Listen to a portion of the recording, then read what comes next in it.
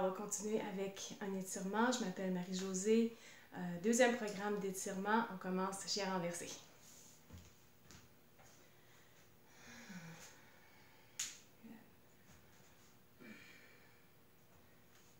Alors, chien renversé, c'est toujours un de mes préférés. On vient chercher beaucoup de choses, les épaules. On peut laisser les genoux pliés, bouger gauche-droite avec le bassin. On s'assure que les doigts sont bien ancrés, le pouce, l'index au sol.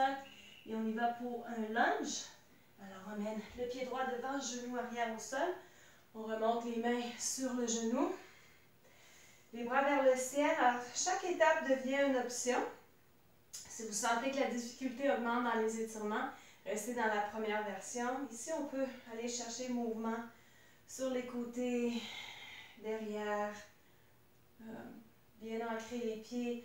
On peut se laisser arrondir un peu comme dos de chat et le redescendre. Alors, juste être fluide dans son étirement, aller explorer un peu.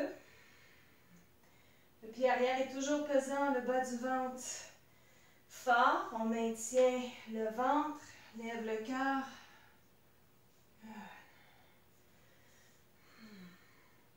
Alors, juste d'être légèrement créatif dans l'ouverture. Et on va venir s'asseoir.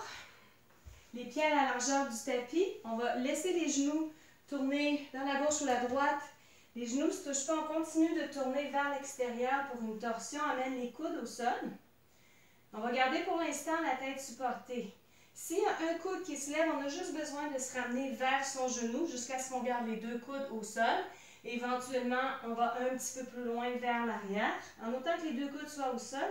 Évitez ici de relâcher dans les épaules et la tête. On se pousse, on se maintient, on garde l'espace.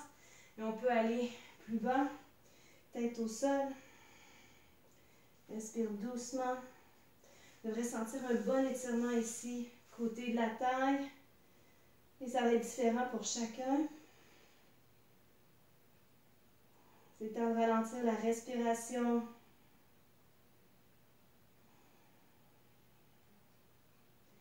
Et remonte tranquillement. On garde la même position. On se ramène vers son tibia et on avance vers le tibia. Encore une fois, on y va ici. Soit un peu juste avec les mains en s'étirant ou tranquillement vers le sol au complet.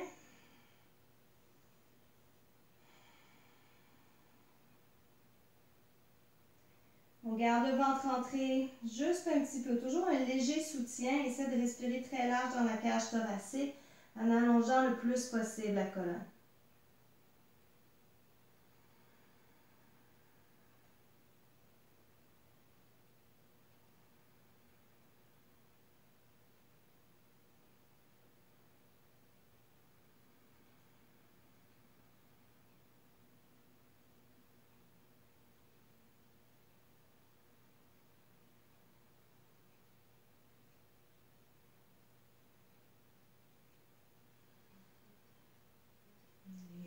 Tranquillement.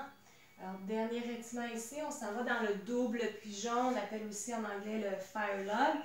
Alors, on a une cheville qu'on amène par-dessus un genou. Si le genou ici est levé, on met un bloc, un livre, un support.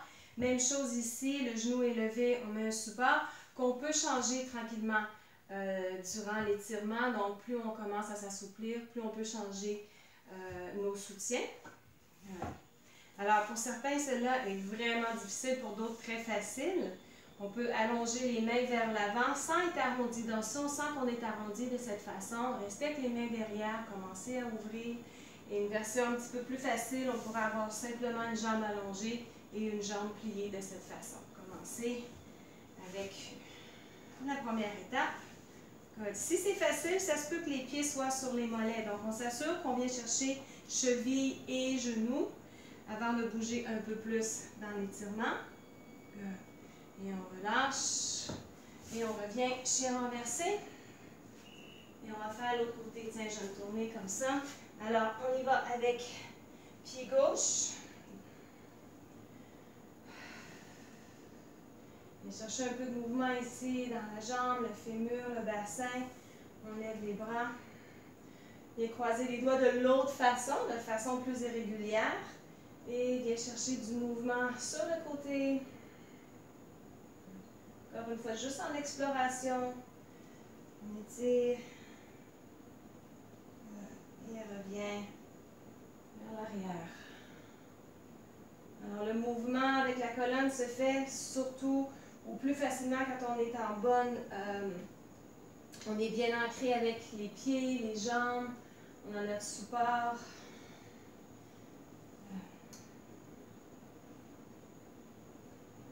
Et on recule, on vient s'asseoir. Les pieds à la largeur de son tapis, ça peut être plus large que les hanches.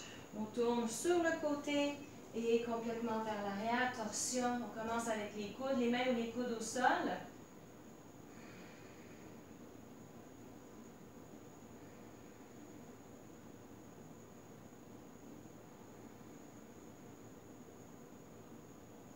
On peut laisser descendre.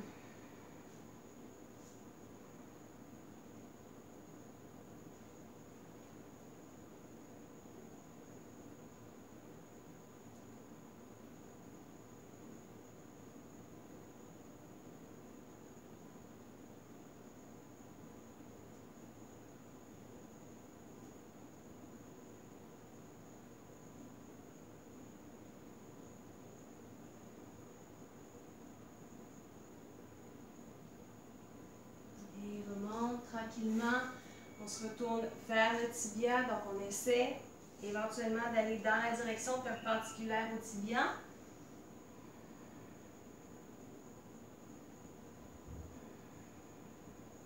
Garde surtout une certaine, ou toujours plutôt une certaine activité dans la colonne. Donc oui, on se repose, on se laisse aller, mais en même temps, on essaie de continuer d'étirer, de grandir. Donc comme si la couronne, la tête continuait à s'allonger.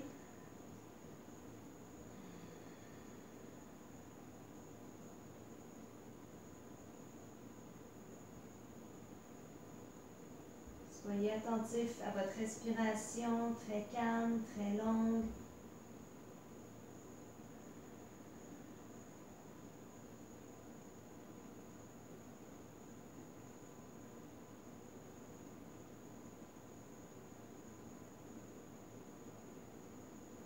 Et remonte tranquillement. Et on y va pour double pigeon. Alors chaque côté peut être différent dépendant des hanches. C'est jamais égal. Éventuellement, vous pouvez aussi, quand vous sentez qu'il y a un côté qui est un petit peu plus rigide que l'autre, adopter un étirement qui va être plus long de ce côté-là. Donc, c'est pas que les étirements ont besoin d'être égaux en termes de temps, mais en termes d'efficacité, peut-être aller chercher ce que vous avez besoin un peu plus longtemps d'un certain côté.